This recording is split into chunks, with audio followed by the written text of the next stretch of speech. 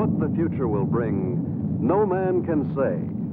But one fact is certain. Mankind stands at the crucial crossroads of history, the threshold of a new era, the atomic age. For the people of the U.S., skilled in the uses of science and technology, the atomic age is profoundly significant. Across a continent enormous in its agricultural potential, Americans have drawn from the earth a rich cities, have reared towers into the sky, have spun intricate networks of highways across the land. By the application of science, industry has grown increasingly productive, making possible a good way of life. With assurance, Americans look with an abiding faith to the future. For many, citizen and scientist alike, atomic energy means the promise of a more abundant life. But for many another, the atom is a threat, an evil promise, the paralyzing panic of our time. Thus, to answer the perplexing question of the atom and its implications, the people have turned their attention to the forum of public affairs, have sought to search out realities, to find the facts, or to listen to men of science, like Dr. Jeremiah Morley, famed geologist, the embattled founder of the now defunct Society to Save Civilization. It was Morley who told a Los Angeles audience that a series of atomic explosions, either accidental or deliberate, could set off a chain reaction to annihilate every man, woman, and child on the face of the earth. It could cause the death of every living thing. In a gloomy report, Morley took a dim view of history, recalled the tragically repetitious story, the decline and fall of all past civilizations. Said Morley, modern civilization could, by the phenomenon of atomic fission, be brought to dust and ashes. For example, if an A-bomb were detonated at the Empire State Building, the area of total destruction would cover an area of 2 miles. Now, since the A-bomb is already obsolete, consider the area of total destruction of an H-bomb. And science has promised us bombs 1,000 times more powerful, poisoning with radioactivity all the air and water of this earth. This could mean not only the end of our own civilization, but the very possibility of any future civilization. What are we going to do about it? I'll tell you what I'm going to do about it. I have a plan to preserve human life on this planet. I hope you will join with me in carrying it out.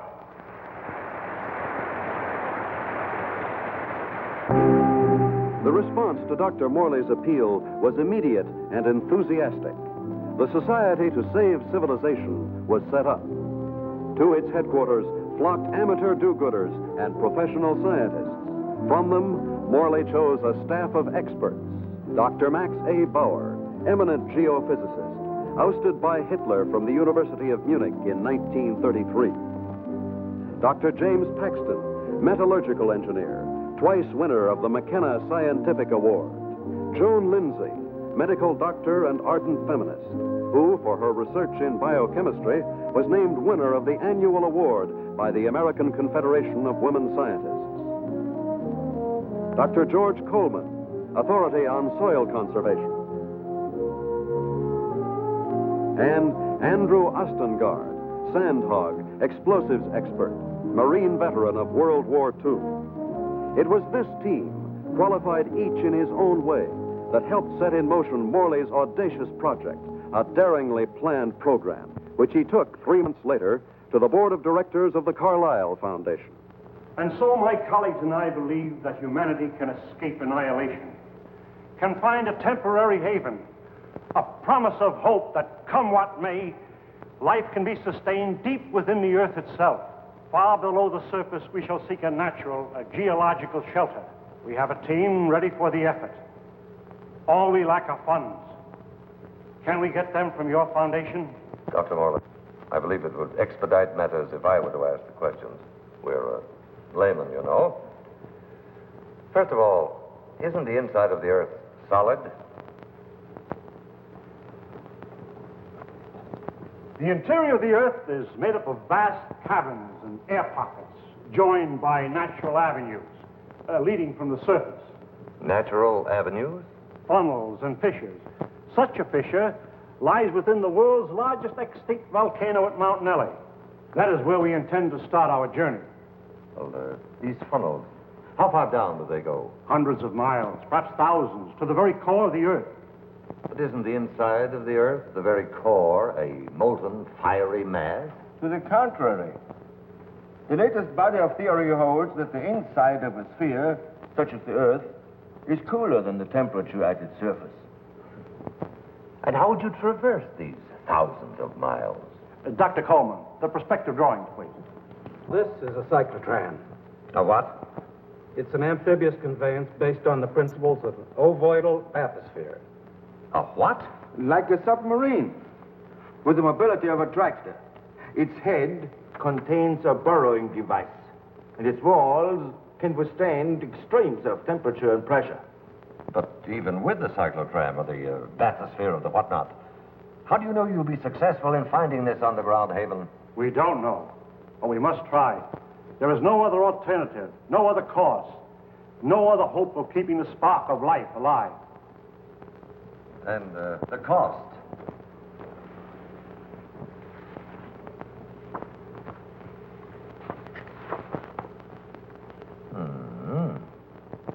That's a lot of money, Dr. Morley. Well, surely you don't expect... But we do. I know you and your committee mean well. Mean well. Next you'll be calling us starry-eyed idealists. Dr. Lindsay, you're out of order. The whole world is out of order. And I suppose you and your associates can set it right? We couldn't have said it wrong if we tried. The appropriation was denied. To carry on his work, Dr. Morley issued repeated appeals to the members of the organization. It failed. And so, last week, the Society to Save Civilization was itself extinct. And one of its leaders, of Professor Jeremiah Morley and his enthusiastic colleagues. Where were they headed after a year of devotion to a lost but spectacular cause? To newsreel reporters, Dr. Morley had only this to say. We have no plans. We have no hope.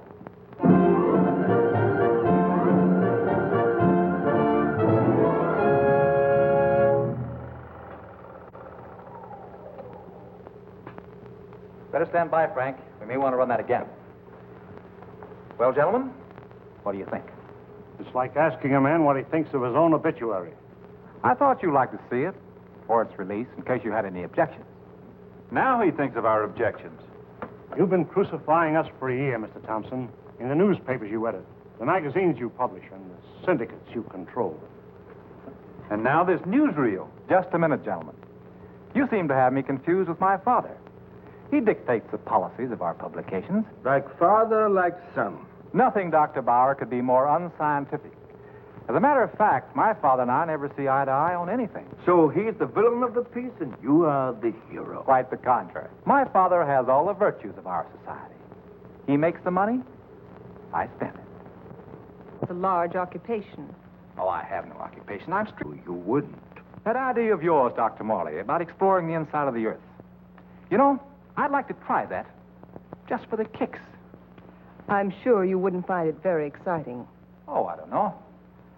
Gentlemen, I came here tonight with a proposition. I have some money of my own. I would like to finance your project. Are you serious? Sit down, my boy. There's one stipulation, however. I go with you. And what could you do? I'm afraid you don't realize what you'd be up against. Going 1,000 miles inside the Earth.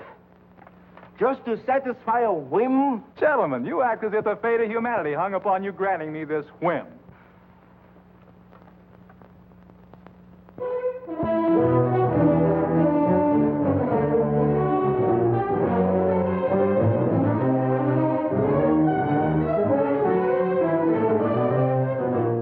Plans for the expedition are being completed ahead of schedule.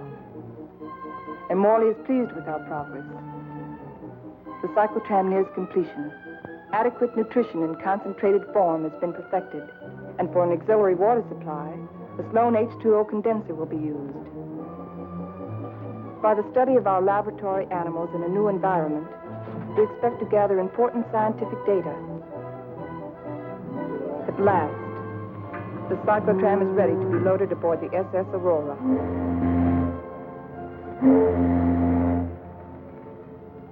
Our destination, the extinct volcano, Mount Nele. where the inside of the earth begins. This was our base, a lonely, desolate beach at the foot of the extinct volcano.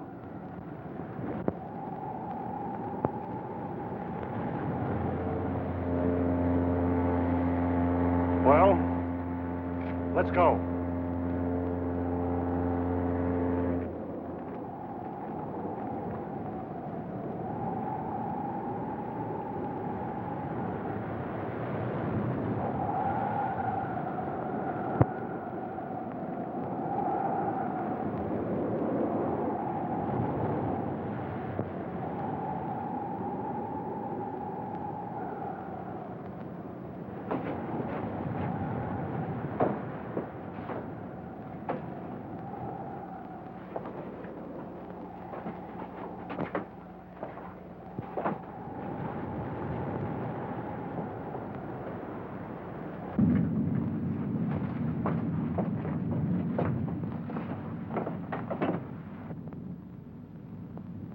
What a place to spend our last night on Earth. You sound like we'll all be dead in the morning. It's a possibility if we stay here.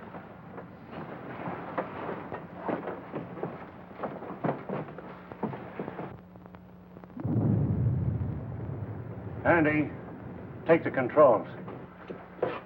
Follow the ridge line. Keep out of the ravines. Ascend at an angle of not more than 33 degrees.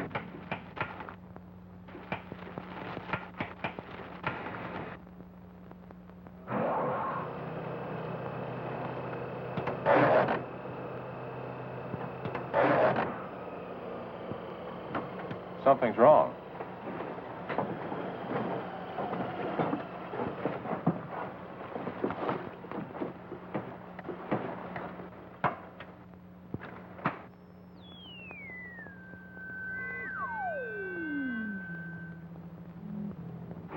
Now try it.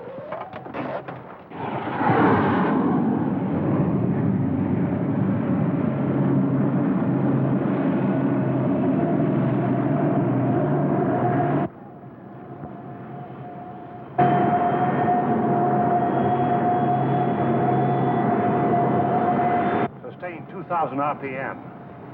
And follow our chart plan, R4. Check.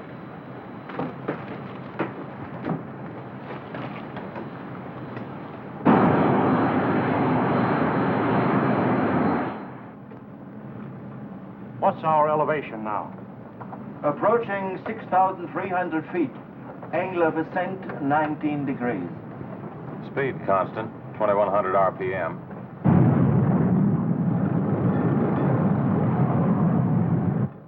I wonder how long this iron lung is going to hold up. You can still beg out. You can't get rid of me so easily. Give me a reading on the forward rotational unit.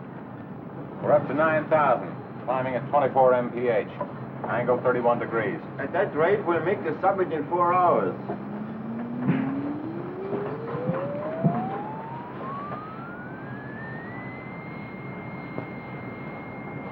Dr. Mullen, we are meeting some unstable isotopes. Increase the lateral unit to 12,000. Say, this is getting rough.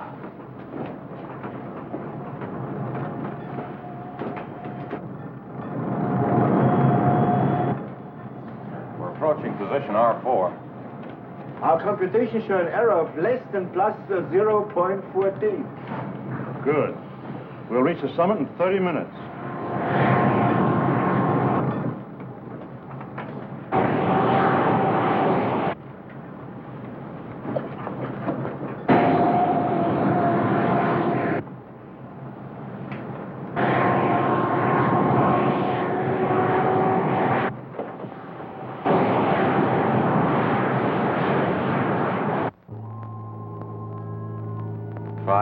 And 27 minutes.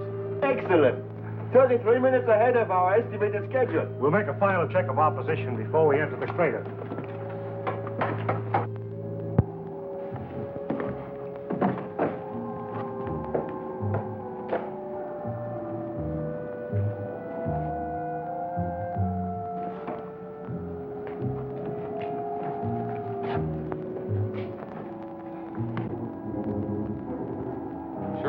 professor picked this volcano for our expedition.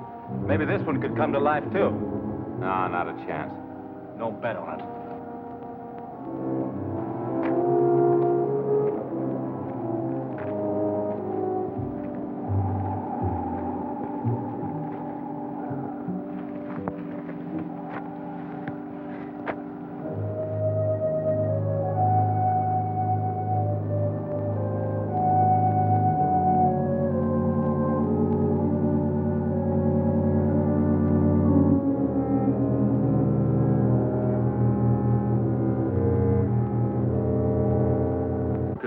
There's no reason for us to wait till dawn. We'll proceed into the crater now.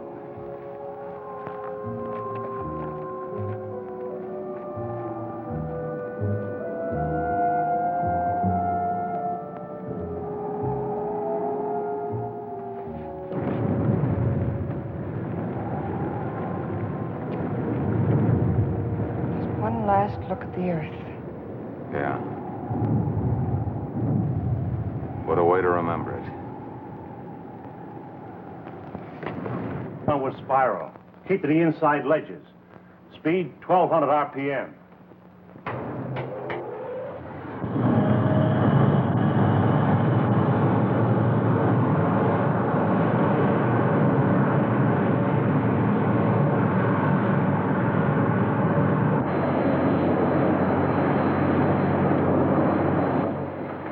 Brother, it's really black out there.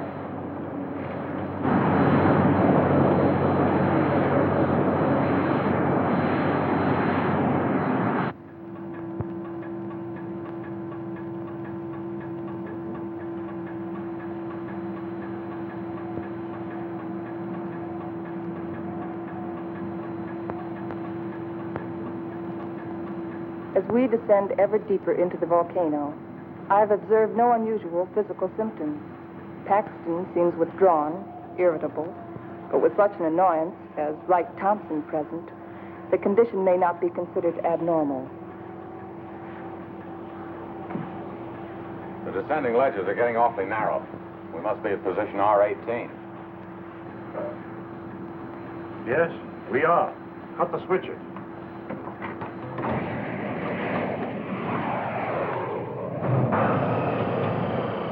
We'll be doing some hiking now. Better have some breakfast.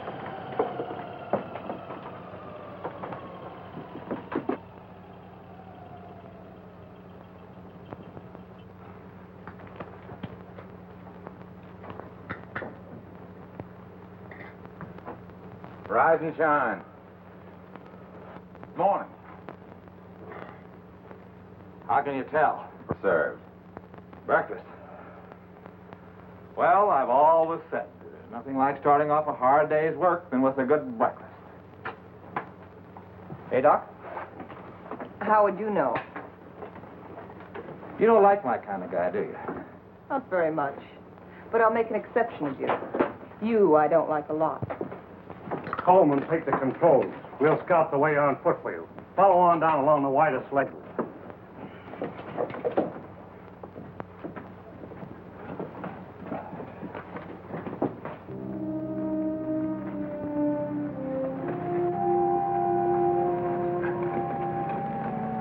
Watch that, it's loose. What's the matter? I don't like it. What did you expect in here? A Garden of Eden? I'm not talking about volcanoes. I mean Wright Thompson. He doesn't belong here.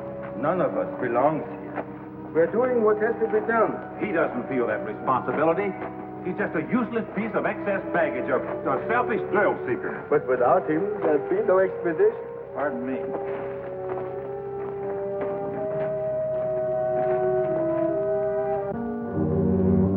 Kind of deep down there, isn't it?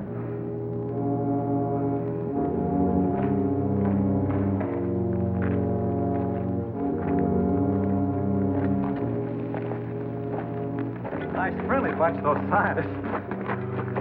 Oh, what's your trouble? Oh, nothing, but don't they ever talk? Not unless they got something to say. That's the way it is with smart people. Maybe they're not so smart. Maybe they don't know what they're doing down here. Listen, Buster. Each one of them has taught us more colleges than you've flunked out. So what are you doing down here among all those brains? I managed to make myself useful. It might be well if you did the same thing. Doing what? This.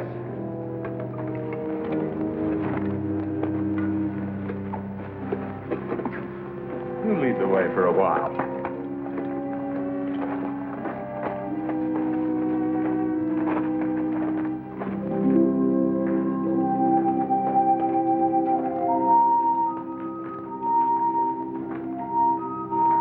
We've hit bottom. Rock bottom.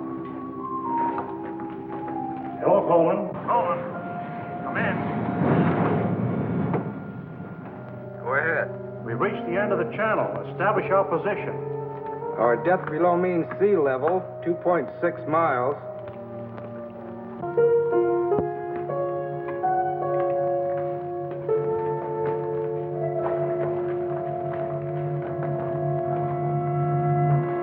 The Angstrom Underground Geological Expedition reached this point June 12, 1938, and was unable to proceed further. Why anyone who follows us should want to go further, we do not know, but we assume that they have good reason for doing so. Good luck. If Engstrand were living today, he'd know the reason. The world has changed since 1938. The world has changed since yesterday. We better get to work.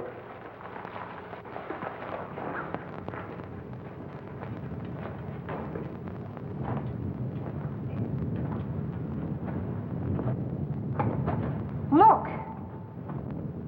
That's pressure from the other volcano.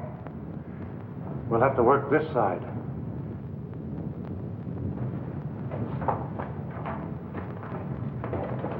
Paxton!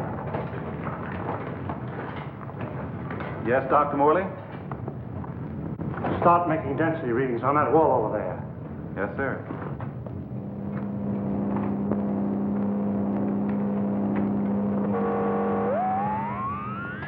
This is it. The point of least resistance. Okay, Andy. I'm ready. We'll all go back to the cyclotram.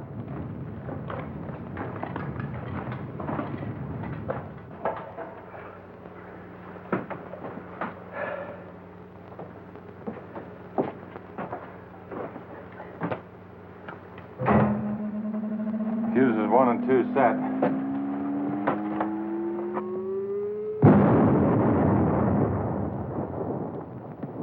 I wonder what we'll be running into.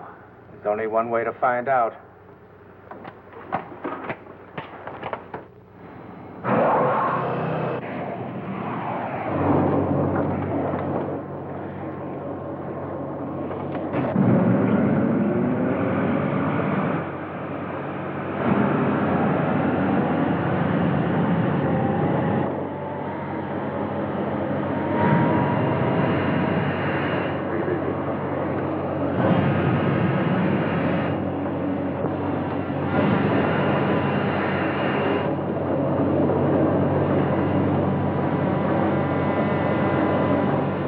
Broken through.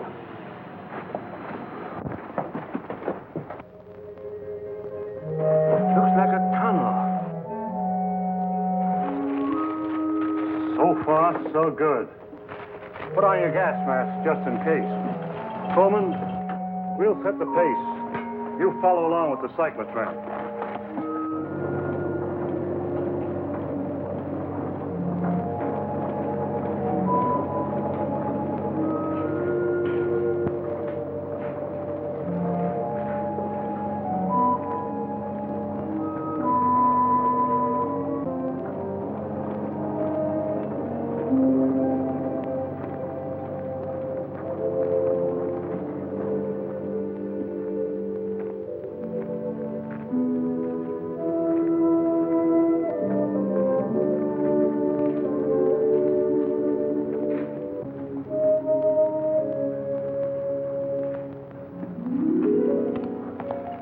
The air is fresh and clear.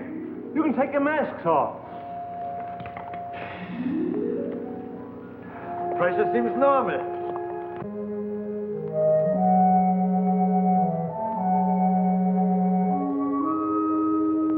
I wonder where it leads. That's exactly what we're going to find out. Lead the way, Andy.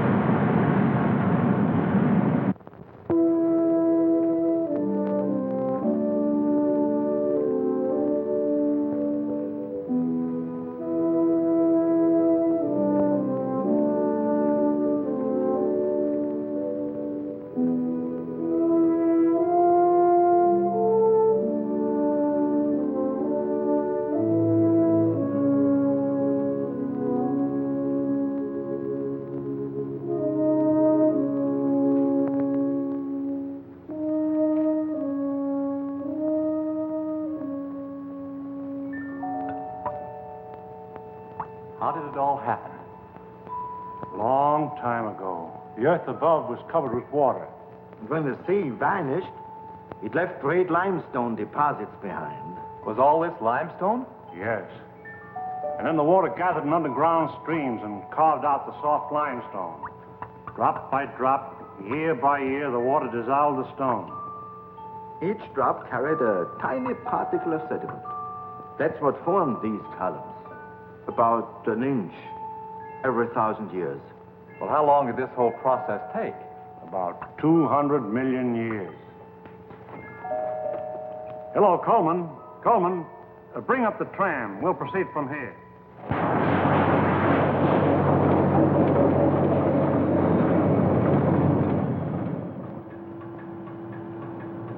We're down 100 miles. You better pull up. Cut the switches.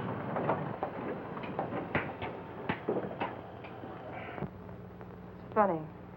When we first got here, I felt a sort of exaltation. Now I feel depressed. I don't know why. The oxygen content is adequate. I know. But I too feel suffocated. Maybe it's the unreality of this place. You know, once when I was working in the Holland Tunnel, I got cut off from my crew for 10 hours. I felt this way then.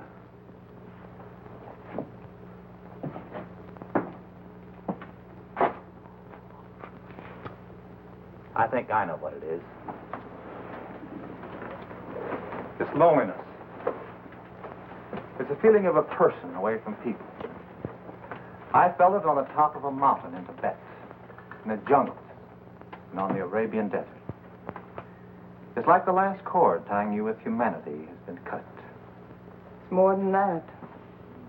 People have dignity only in relation to many other people. Alone, a man is as useless as any rock out there. No, you're both talking nonsense. Nature doesn't influence man. Man influences nature. One man, one strong man, can change nature. Oh, you're wrong, Dr. Paxton. It isn't one man. It's many men working together. Right, teacher? Men together are no more than sheep. One man standing alone leads the way. Then the sheep follow. Please, gentlemen. Well, I'm please. embarrassed for all of you who call yourself scientists. Swayed by a self-indulgent young fool. I'm going ahead. I hope that by the time you catch up with me, the atmosphere will have cleared the cobwebs from your brains.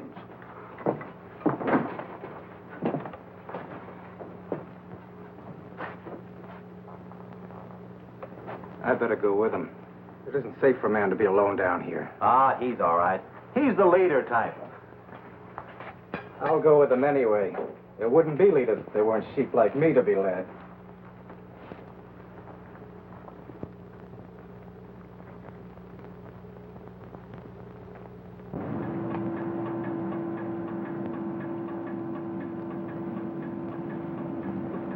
I still don't see any sign of Paxton and Coleman. Well, keep going.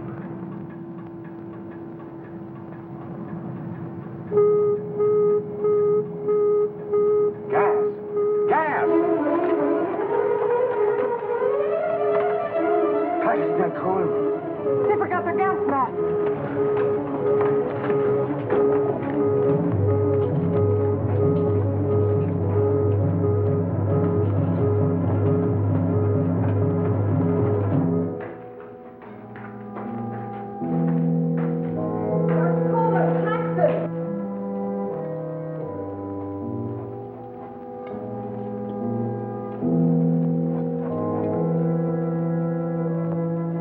There they are!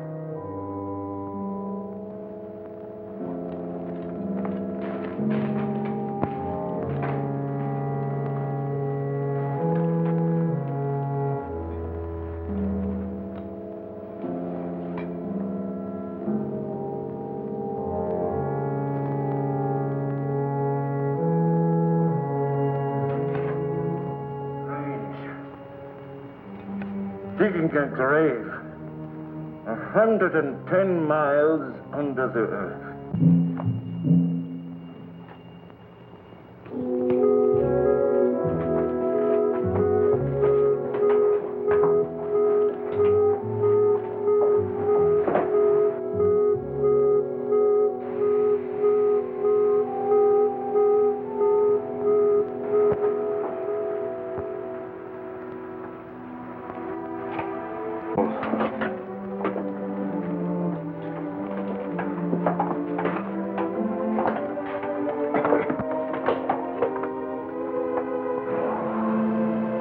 must go on. It's too late to turn back now.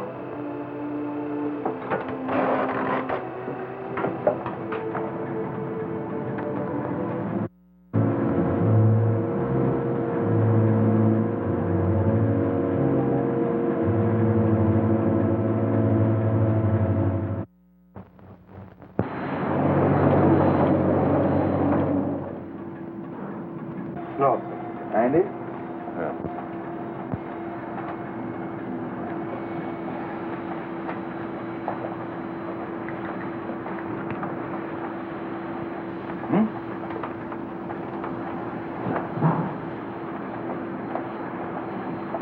You know, right now, I'd give $1,000 for a good hamburger. And another 1,000 for onions on it.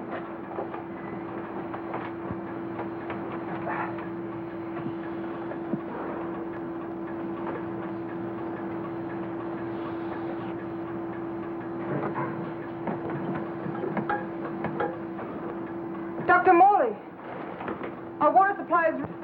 Cut the switches.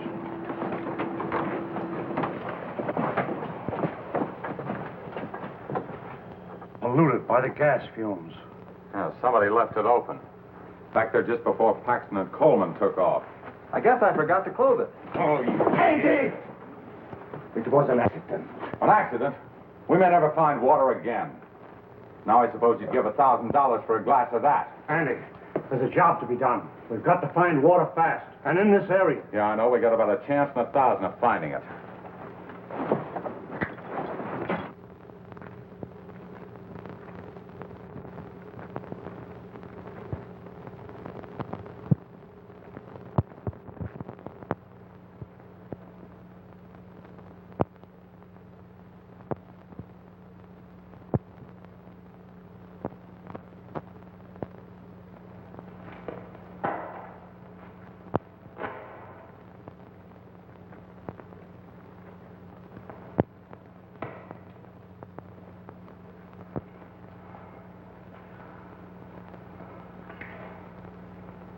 Look, there's Andy.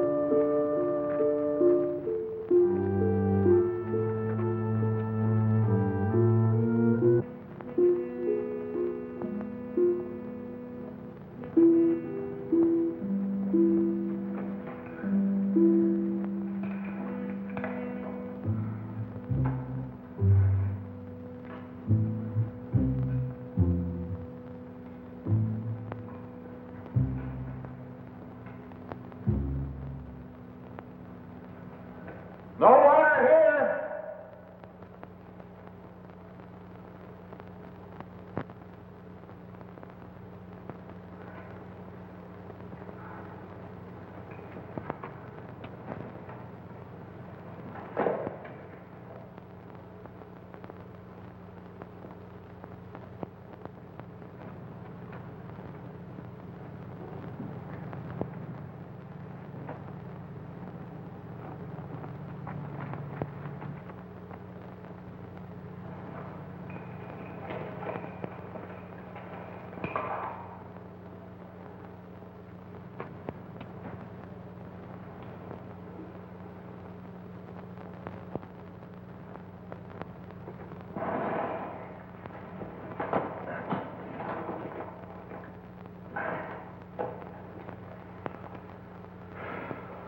A thing like this is enough to drive a man stir crazy.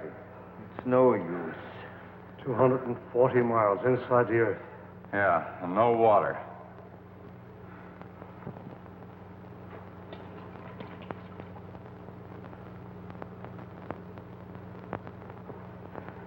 Here. I've been saving it for the animals.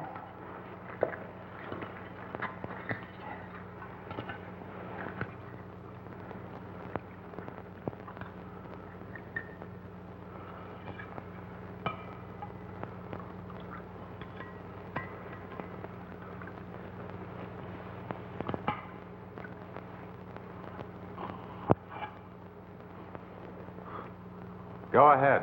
Enjoy yourself. It doesn't cost a cent.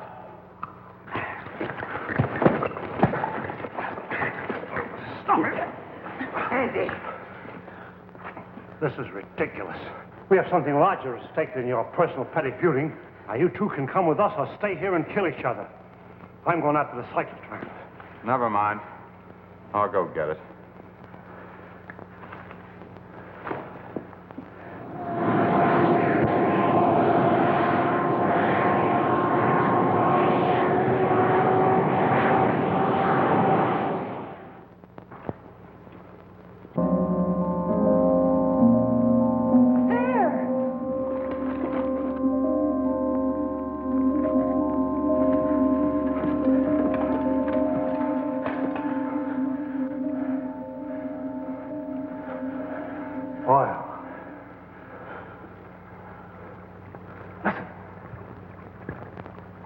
Sounds like running water.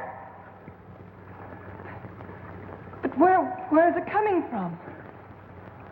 It's behind this wall.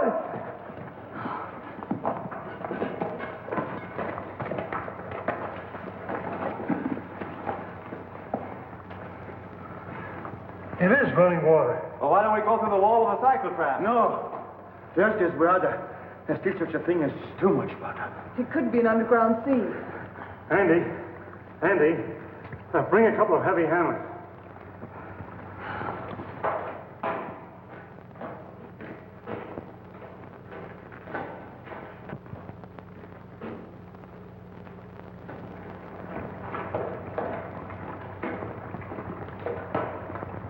What's up, Professor? We think there's water behind that wall. Try breaking it in. Sure.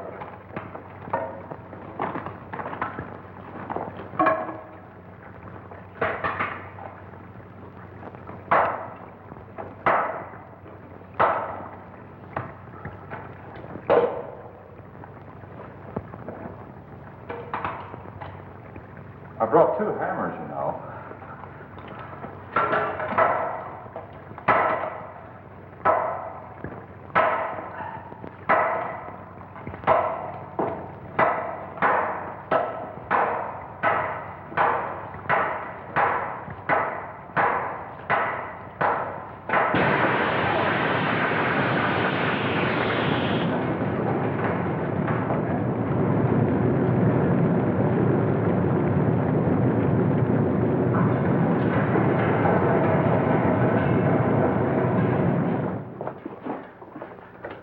Come in here. Let's take care of that arm.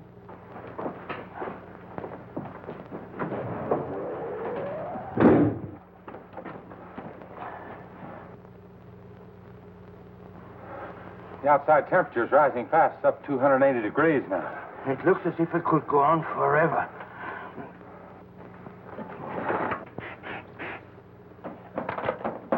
Hold it out there.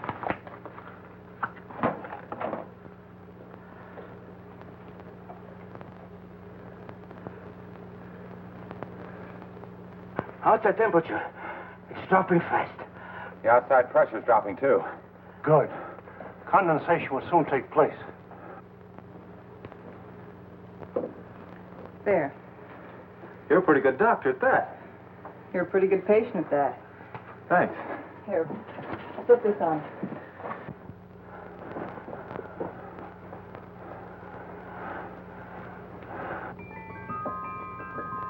There's water. Look. Look at it. There's water.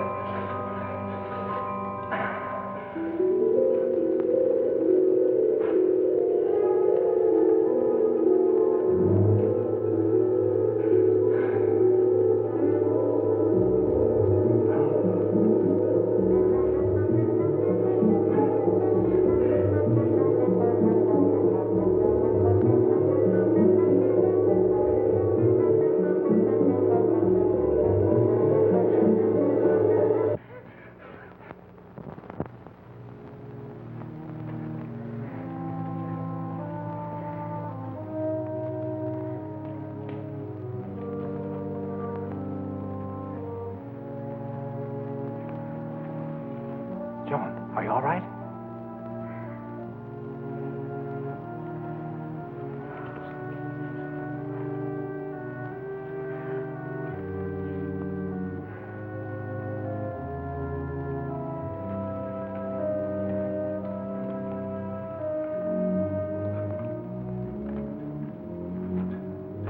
Well,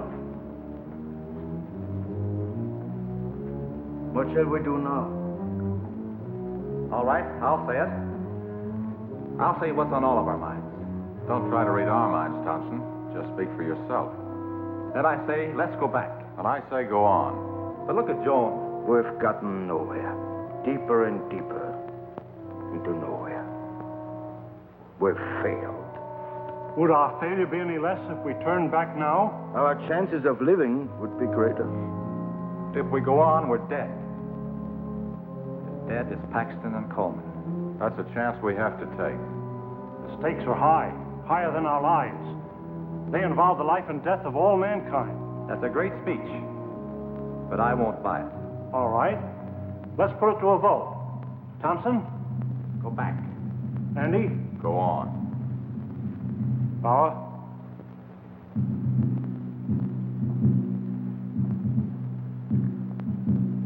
Go back.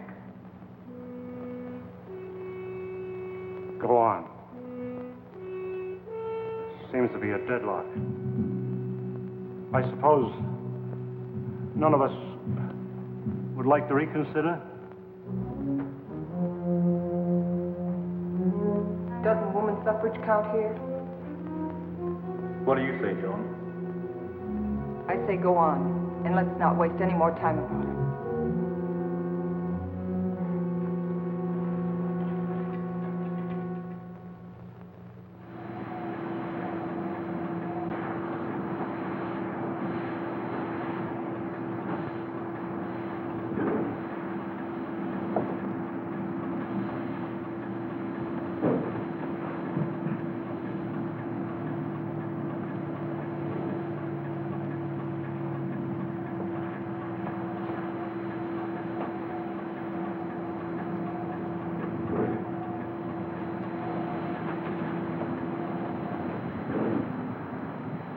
How are those burns coming along? Good as new. How are you, Doc? Oh, I'll get by. Here. What's it for? Does it have to be for something? Does everything have to be functional? It's a good luck ring. Saved my life in Tibet. Here, take it. Why give it to me? Haven't you ever been romanced before? Not 900 miles below sea level. Then it's about time. If there were any flowers around here, I'd pick them for you. There's a highly scientific theory which states that if any man and any woman are cast away anywhere for any length of time, sooner or later they think they were in love. That's what's happened to you. If that theory has any value, it should apply to you. Does it? No. Well, I guess I need a little more time. We'll talk about it later.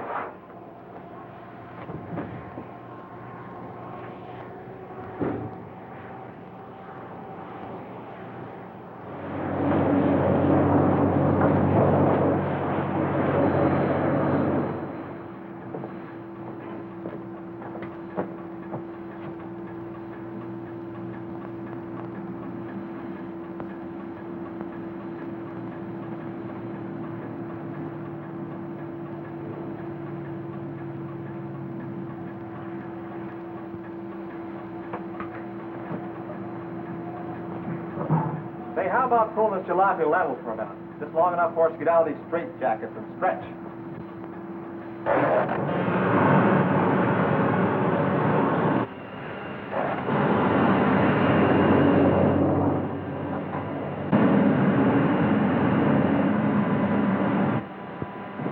How much longer is it going to be like this? All right, what difference does it make? Plenty. If it's going to be like this the rest of the way, why go on? Why waste time? That shouldn't make any difference to you. You've never done anything but waste time. Listen, you meathead. Just because you're a sandhog that likes to go groveling around in the ground. And you're a mountain goat with his head in the clouds. Stop it, both of you! I've had enough of this. What happened? I don't know. We struck water.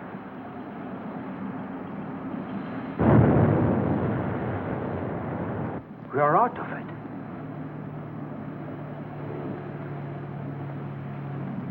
This might be what we're looking for. Let's make a landing and explore the area.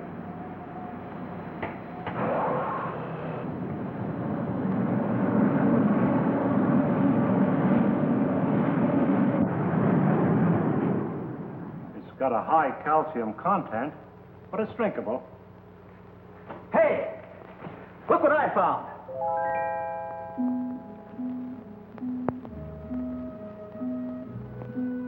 They're cave pearls. Cave pearls? How much they worth? Calcium carbonate. Calcium carbonate. Well, how about this? Sulfate of lime. Plaster of Paris. Professor, you take the romance out of everything. Here you are, Doc. 2 souvenirs from Haiti, vacation land of the underworld. Thank you. Back home, I'll be the envy of every kid on the block. I'm not so sure, Joe. Take a cave pearl into the sunlight, turns gray and ugly. And the flower? It'll crumble to dust. Hey, Professor, how about these fish? It's a rare species. They're edible, though. They have no eyes. I think I'll stick to pills. They lost their eyes 10 million years ago.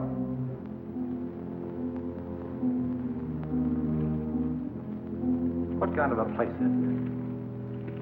Flowers that crumble to dust in your hands. Stones that look like pearls.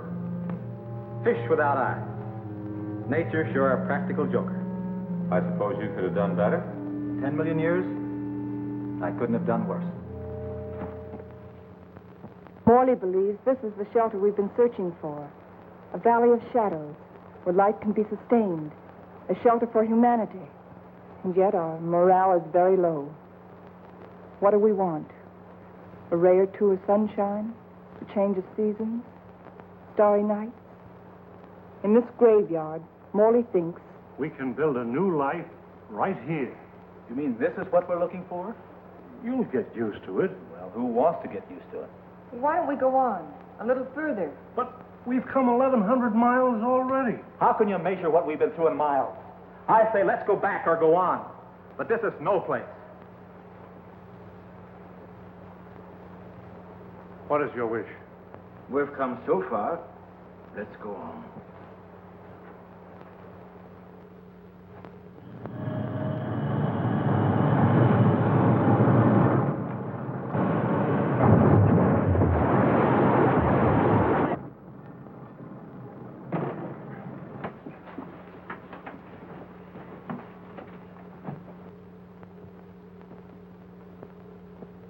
Well?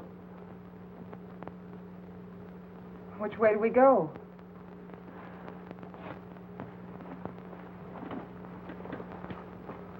I suppose we'll have to explore both channels. I'll take the right one. Right? You take the other. Why me? I'll tell you why. I'm sick of taking your orders. That's the trouble with you, Thompson. That's all you do is take, you never give. Without me, there wouldn't have been any expedition. Well, that's not enough. It's time you gave something yourself and not your pocketbook. Andy. We might as well get started.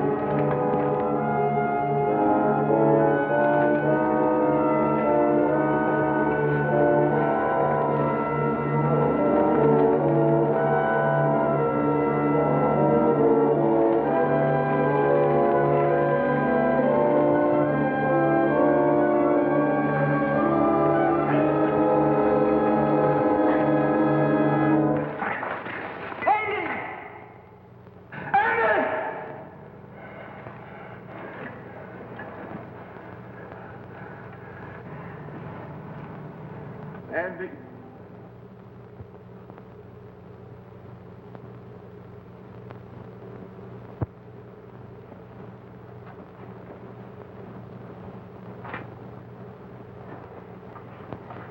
You're supposed to be taking it easy. Try to get some rest.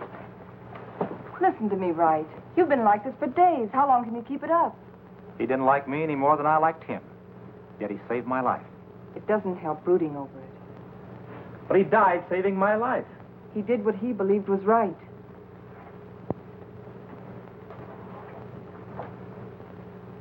My trouble was, I never believed in anything. You can start now.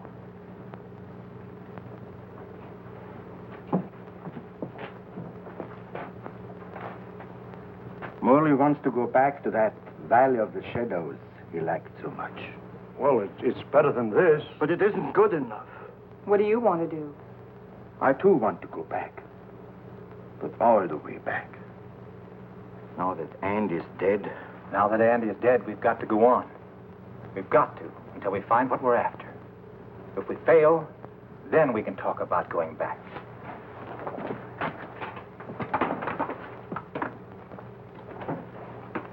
Over there. Good.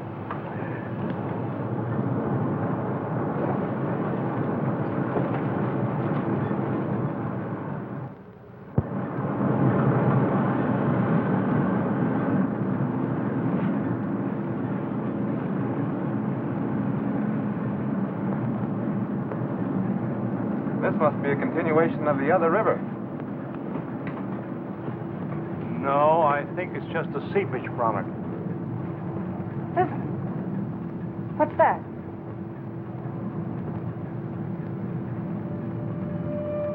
Look! It's like daylight.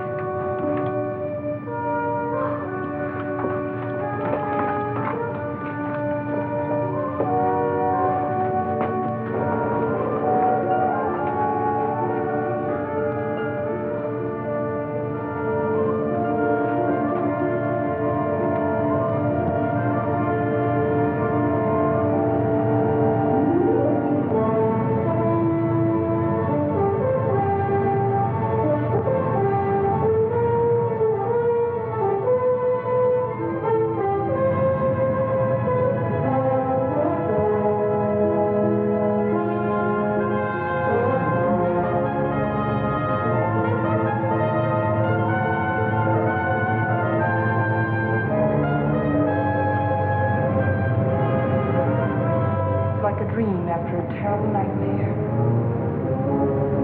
I think we found it.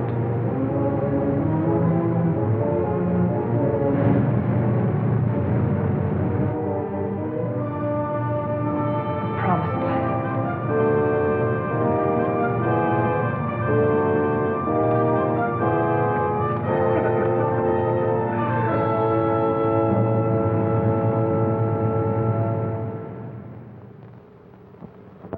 We have discovered a vast and radiant cavern deep within the earth.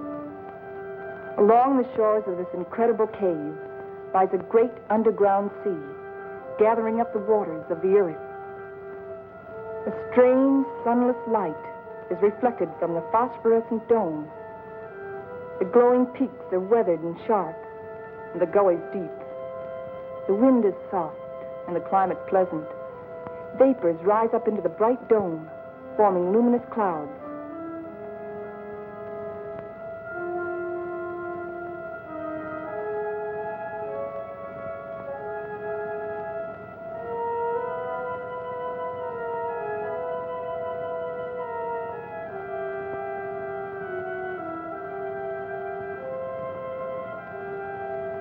The area is rich in chemical resources. That means power and industry, according to Bauer. And Wright says a real estate boom is on.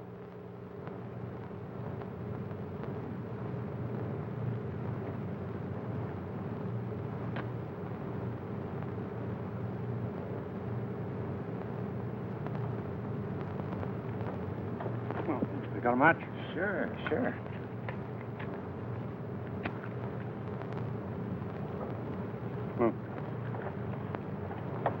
How you coming, Professor? Uh-huh. Still feeding those rabbits? They eat like pigs. Small wonder. They're expecting in a couple of weeks. All of the rabbits? No, silly. Just the lady rabbits. Tell me more. Here, make yourself useful. Get some more water. Explorations and surveys of the surrounding area continue. Morley and Thompson have set out toward the southeast to investigate the land and its potentialities.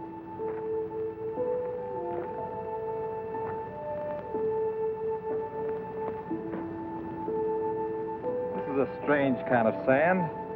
That's not sand, that's volcanic ash. The ash will make good fertilizer for our crops. Crops? Let's face facts, Morley. This is a desert.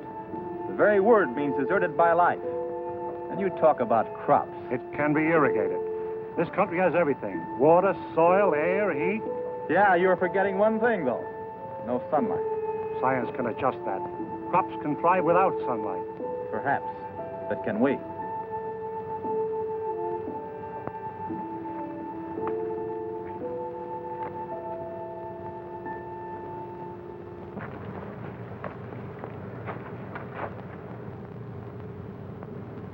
What sort of species is it? It's the fossil remains of a species of lungfish. He breathed by means of both lungs and gills. When he came out of the sea 400 million years ago, he was the ruler of the animal kingdom. With his lungs, he was a pioneer in a new way of life. How did they become extinct? Like some of us on Earth, they seem to hurry the process of extinction. Let's get out of here.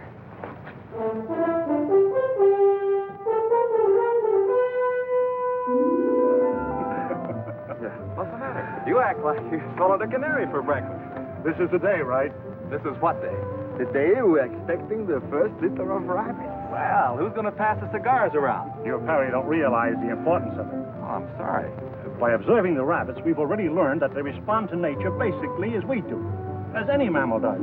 And from their young born today, we can predict how our own young will respond in the new world. Dr. Morley, Bauer. Come on. You go ahead. I'll get plenty of hot water.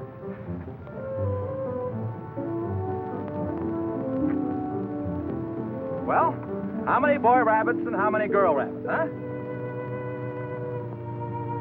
What's the matter?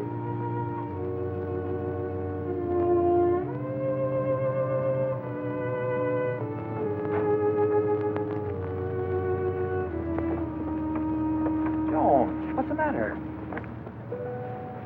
They're dead. They're all born dead.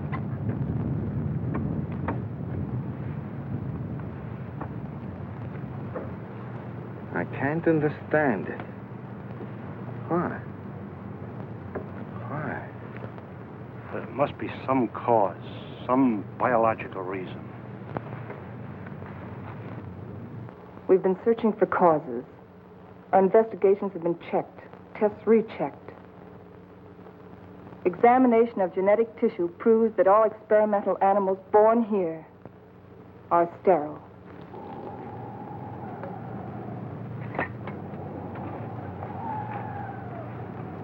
You know what this means? This new world. A haven for the dead. This is the end of the line. Now we know that the human race cannot reproduce itself in this underworld region. It appears our mission is a failure. Then we can't stay here. At least one generation could. And after that, what? The end of humanity. That I won't accept. Neither can you run away from facts.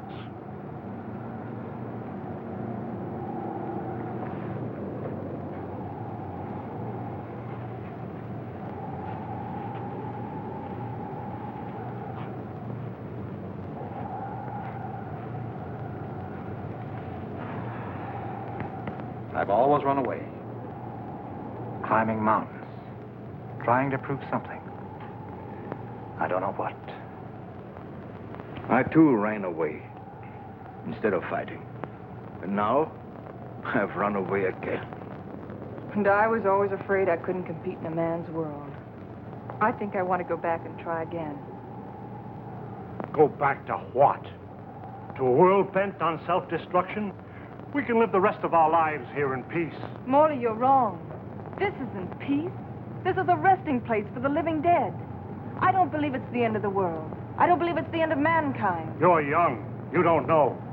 I've lived through the terrors of 2 great wars. I've had enough.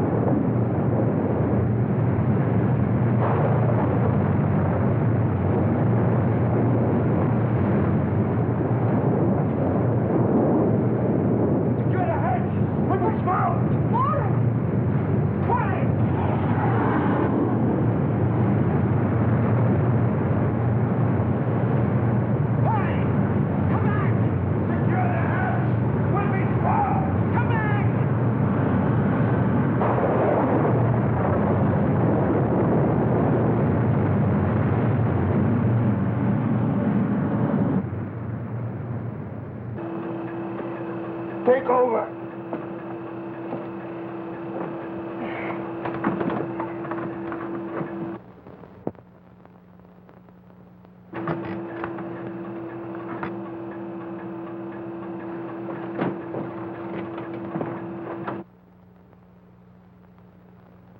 Something's wrong.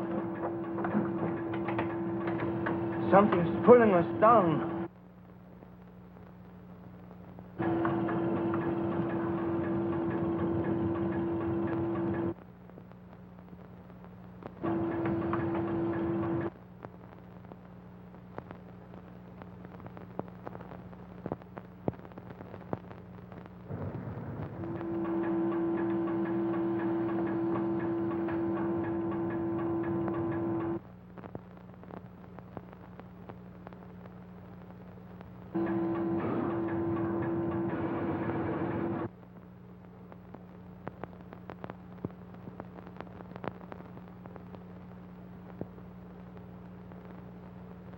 We are lost.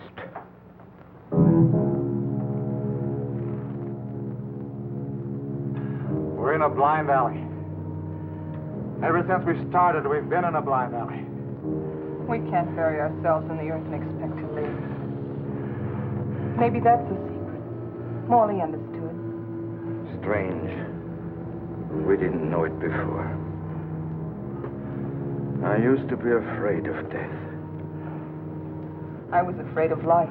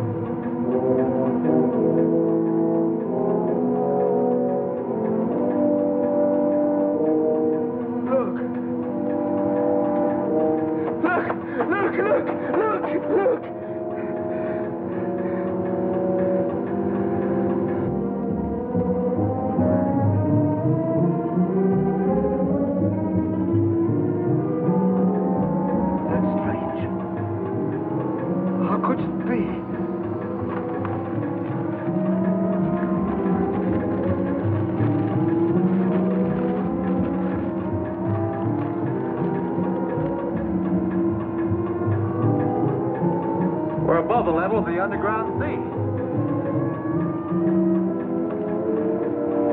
We found a channel to the upper ocean.